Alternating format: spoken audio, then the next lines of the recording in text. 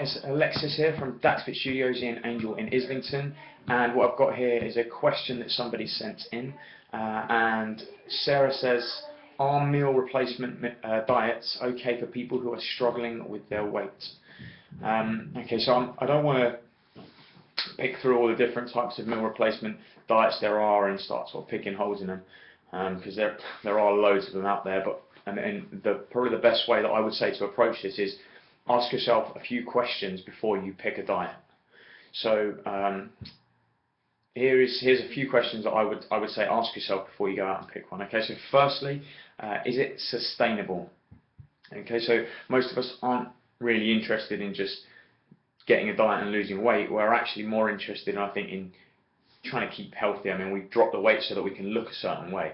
So we want to look healthier, we want to feel healthier and be more vibrant, right? So firstly, is it sustainable? Is it something that you can do over a long-term period? Okay, can you do that and can you keep that going?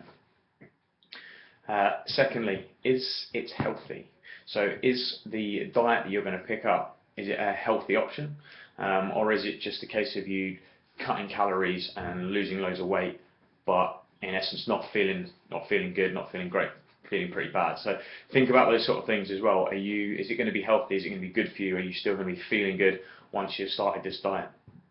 Okay, and thirdly, does it work? I mean, does what you're actually going to do work? Have you seen any evidence of it working? Do you know anybody who's done that diet, and have they said to you they've got good results, or have they got bad results, or how did they feel whilst they were on it? Did they feel okay? Did they have did they have a detoxification period where they didn't feel good, but then afterwards they feel great?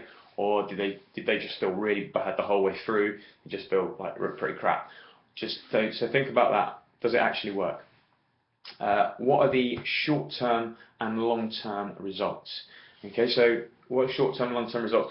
Over the short-term period, if you lose the weight pretty quick, but then over the longer term weight starts coming back on, then this is something you need to take into consideration.